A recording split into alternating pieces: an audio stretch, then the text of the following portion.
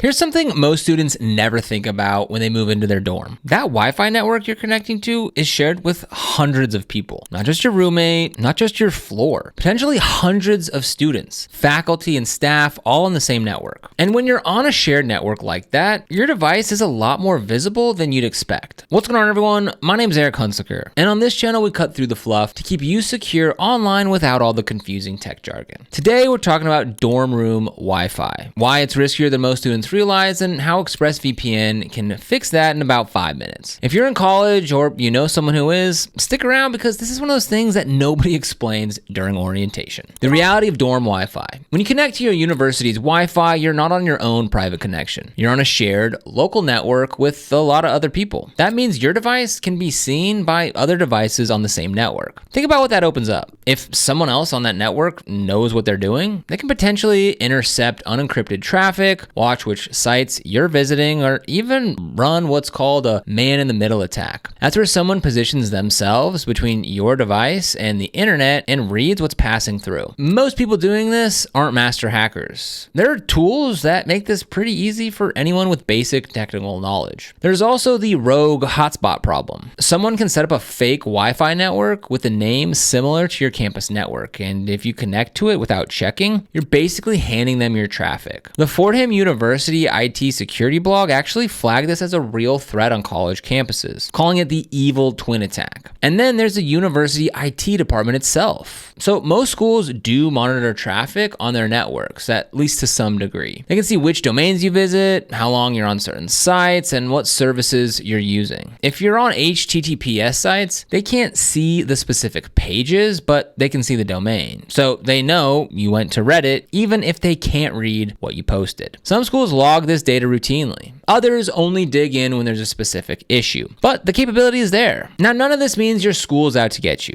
Most monitoring is about security and compliance. But when you're on a shared network in a building with hundreds of strangers, you're trusting a lot of people you've never met. What's actually at risk? All right, let's be specific here. Here's what can get exposed on an unsecured shared network. Passwords. If you're logging into sites that don't use HTTPS, your credentials can be captured. Most major sites use HTTPS now, but not all of them do. And not every app that you use is as locked down as you might think. Your browsing habits. Even on encrypted connections, someone watching the network can see which sites you're connecting to. That alone tells a story. Late night Amazon purchases, that niche forum you visit, the Wikipedia rabbit holes at 2 a.m., personal files. If you have file sharing turned on or your device is set up for a home network, it might be visible to others on the same local network. This is especially common on Windows machines that were set up at home and then brought to campus. Streaming accounts. If someone captures your login credentials for Netflix, Spotify, or any other streaming service, those accounts can be taken over and resold. Student accounts especially get targeted because they're cheap and easy to flip. Your research. If you're doing any kind of sensitive academic research, whether it's on medical topics, political subjects, or anything else, that activity is visible to your university's network team. For most students, this doesn't matter, but it's worth knowing. Why a VPN solves this. So a VPN creates an encrypted tunnel between your device and the internet. Everything you send and receive goes through that tunnel, which means no one on the same network can read your traffic. Not other students, not the IT department, not someone who set up a fake access point. From the perspective of anyone watching the network, all they see is encrypted data going to a VPN server. They can't tell what sites you're visiting, what accounts you're logging into, or what you're downloading. That's the core value. There's also a second benefit that's less about security and more about convenience. A lot of students come from other countries or have family abroad. Streaming platforms like Netflix, BBC iPlayer, or local sports services are often geo-restricted. With a VPN, you can connect through a server in another country and access content from back home. Same thing if you're trying to access a streaming service or a YouTube library that's available in another region, but not yours. Why ExpressVPN works well for students. Now, there's a lot of VPNs out there. Here's why ExpressVPN is the one that I'd point a lot of college students towards. Speed is the first reason. A VPN routes your traffic through an extra server, and if the VPN is slow, everything you do online gets even slower. Streaming lags, gaming stutters, video calls drop. ExpressVPN consistently tops speed tests, and their proprietary lightweight protocol is built specifically for fast, stable connections. It reconnects almost instantly if your network drops, which is relevant when you're switching between dorm Wi-Fi, campus library Wi-Fi, and your phone's hotspot. Device support matters too. You're probably not just on a laptop. You've got a phone, maybe a tablet, maybe a gaming console. ExpressVPN's basic plan covers up to 10 simultaneous devices. It's more than enough for everything you own. One subscription protects your whole setup. There's also split tunneling, which is a feature that not enough people know about. It lets you choose which apps go through the VPN and which don't. Now, why does that matter for students? Because some university portals, library databases, and course platforms are designed to work with your campus network. If your VPN routes all traffic, those systems might not work correctly. With split tunneling, you can send your browser through the VPN while keeping the university's portal on the regular connection. You get privacy where you need it without breaking the tools that your school requires. Now, one more thing worth knowing. Some universities try to block VPN traffic entirely. ExpressVPN has obfuscation built in, which disguises your VPN traffic to look like regular HTTPS traffic. So even if your campus tries to block it, there's a good chance you can still get connected. How to set it up on your laptop and phone. All right, so this is super fast. You'll be up and running in under 5 minutes. On your laptop, just click the link down below in the description to get started with ExpressVPN. We've got some of the best savings when you use this link. You just click on the link, click on Get ExpressVPN, choose between Basic, Advanced, or Pro, and choose your initial service term. 2 years, 12 months, or 1 month. You're gonna get more savings the longer you commit to, but here's what the different pricing looks like. Then from there, just select the one that you want. Now, all of these on the 12-month and the 2-year plan, you get a 30-day money-back guarantee, so you can try it out and see if it's gonna work for you and your situation. So just download the ExpressVPN app for your operating system, whether it's Windows or Mac. Open the app and sign in with your account credentials. You'll be asked to enter an activation code from your account dashboard. Paste it in. Once you're in, click the power button in the app. It'll automatically connect to the fastest server near you. If you want to pick a specific country for streaming, then click the location button and choose from the list. That's it. The VPN is now on and protecting everything that goes through your laptop. Open up the App Store or the Google Play Store and search for ExpressVPN. Download it and install the official app. Sign in with the same account you set up on your laptop. Tap the power button to connect. On iPhone, you'll be prompted to allow ExpressVPN to add a VPN configuration to your settings. Tap Allow. That just gives the app permission to route your traffic securely. It's a standard iOS step. Both devices are now protected on the same account. If you have a tablet, the same process applies. Download the app, sign in, and connect. Tips for using it on campus. A few practical things to know once you're set up. Turn it on before you connect to any campus Wi-Fi. The moment your device joins the network, it can be seen. Getting the VPN active first means that your traffic is encrypted from the start. Use split tunneling for university systems. If your school's student portal, course management system, or library database isn't loading correctly with the VPN on, open the split tunneling settings and exclude those specific apps or URLs. Your regular browsing stays protected. Those specific tools get the direct connection they need. If the VPN connection seems blocked on campus, go into the settings and switch to lightweight TCP or try the obfuscation option. This makes your VPN traffic look like normal web traffic, which usually gets past campus firewalls. Keep the app running in the background on your phone. Mobile devices constantly hop between Wi-Fi networks and cell data. Lightweight reconnects fast enough that you usually won't notice. But having it on means you're covered whether you're on campus Wi-Fi, the coffee shop down the street, or your phone's hotspot. And if you're streaming content from back home, pick a server in your home country. ExpressVPN has servers in over 105 countries, so you can find something close to whatever you need. Now, if you want to get started with ExpressVPN, you'll find that link down in the description. This is an affiliate link, which means we do earn a small commission when you use it at no extra cost to you. And these commissions really help support the channel and allow us to continue to create free content just like this. So if you end up using it, we thank you so much in advance. And if you found this video helpful, don't forget to like, subscribe, and hit that notification bell so you never miss another video. Here on the channel, we cover everything from VPNs and cybersecurity to how to stay safe online and detailed product comparisons. So be sure to subscribe. But other than that, thank you so much for watching, and we'll see you here in the next video.